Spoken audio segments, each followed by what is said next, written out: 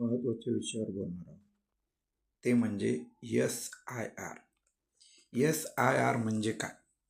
SIRचा फुल form आहे special intensive revision, विशेष सखोल पुनर्निरीक्षण असा आहे. ही भारत निवडणूक आयोगाद्वारे राबवली जाणारी एक विशेष मोहीम आहे, ज्याचा मुख्य उद्देश मतदार यादी अद्ययावत आणि पारदर्शक बनवणे हा आहे. ही प्रोसेस का राबवली जाते? सामान्यतः दरवर्षी मतदार यादीत किरकोळ बदल केले जातात, जसे की नवीन नाव नोंदवणे किंवा मृत व्यक्तींचे नाव काढणे. परंतु SIR त्यापेक्षा खूप मोठी आणि सखोल प्रक्रिया असते. यामध्ये मतदार यादीतून मृत व्यक्तींची नावे हटवली जातात. एकाच व्यक्तीचे नाव 2 वेगवेगळ्या ठिकाणी असल्यास ते शोधून काढले जाते. जे नागरिक नोकरी, शिक्षण किंवा लग्नानंतर दुसऱ्या शहरात, राज्यात स्थलांतरित झाले आहेत, त्यांच्या नोंदी अद्ययावत केल्या जातात. याची संपूर्ण प्रोसेस कशी असते? ही प्रक्रिया अचानक किंवा एका दिवसात होत नाही, तर ती खालील टप्प्यामध्ये पूर्ण केली जाते. घरोघरी सर्वेक्षण. सर्वात आधी बूथ लेवल ऑफिसर म्हणजे BLO तुमच्या घरी येतात. त्यांच्याकडे आधीपासून भरलेले एक फॉर्म असतो. कुटुंबातील सदस्यांना हा फॉर्म तपासून त्यात आवश्यकतेनुसार बदल किंवा दुरुस्ती करावी लागते. माहिती ऑनलाईन भरणे. गोळा केलेली सर्व माहिती ऑनलाईन पोर्टलवर अद्ययावत केली जाते. प्राथमिक मतदार यादी. सर्व माहिती गोळा झाल्यानंतर एक प्राथमिक मतदार यादी प्रसिद्ध केली जाते. या प्राथमिक यादीत जर तुमचे नाव सुटले असेल किंवा माहिती चुकीची असेल, तर नागरिकांना त्यावर आक्षेप नोंदवण्यासाठी किंवा दुरुस्तीचा दावा करण्यासाठी साधारणतः 1 महिन्याचा कालावधी दिला जातो. अंतिम मतदार यादी निवडताना काहींच्या आक्षेपांचे निवारण केल्यानंतर निवडणूक आयोगाकडून अंतिम मतदार यादी प्रसिद्ध केली जाते.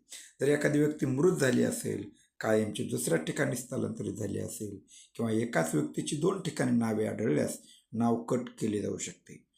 निवडणूक आयोग कोणतेही नाव थेट आणि विनाकारण काढत नाही. नाव हटवण्यापूर्वी संबंधित व्यक्तीला रीतसर नोटीस दिली जाते, त्यांचे म्हणणे ऐकून घेतले जाते आणि गरज पडल्यास पुरावे मागविले जातात. जेव्हा BLO मतदारांनी काय काळजी घ्यायला पाहिजे? जेव्हा BLO तुमच्या घरी येतील तेव्हा फॉर्म अचूक आणि वेळेवर भरून द्या. प्राथमिक मतदार यादी प्रसिद्ध झाल्यावर ऑनलाईन किंवा ऑफलाईन पद्धतीने तुमचे नाव सुरक्षित आहे की नाही हे नक्की तपासून पहा. आता हे तुमचं नाव कसं तपासून पाहायचं? यासाठी काय करायचं आपल्याला? तुम्ही सर्वात महत्त्वाचं क्रोमवरती जायचे आणि इथं क्रोमवरती आल्यावरती इथं तुम्हाला टाईप करायचे वोटर्स ECI गव्हर्नमेंट इथं आल्याच्या नंतर ECI या वरच्याच बटनाला क्लिक करायचे आणि त्यानंतर इथे हा फॉर्म तुम्हाला इथं दिसेल. इथं तुम्हाला फिल इनॉमिनेशन फॉर्म याच्यावरती टच करायचं आहे. इथं टच केल्याच्या नंतर इथं तुम्हाला तुमचा मोबाईल नंबर टाकायचा आहे.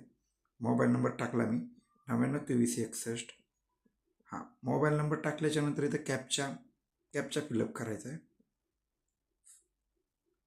54F6VX आणि रिक्वेस्ट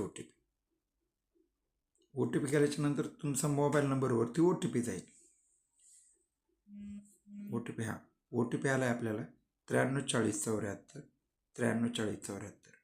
व्हेरीफाय करायचं, लॉग इन करायचं आणि लॉग इन केल्याच्या नंतर तुम्हाला ओपन झाल्याच्या नंतर एक फॉर्म ओपन होईल. त्यामध्ये तुम्हाला काय करायचं आहे? आपला मतदान नंबर टाकायचा आहे. तुम्हाला अशा पद्धतीचं पेज ओपन होईल. इथं आल्याच्या नंतर मग इथं महाराष्ट्र आपण निवडायचं.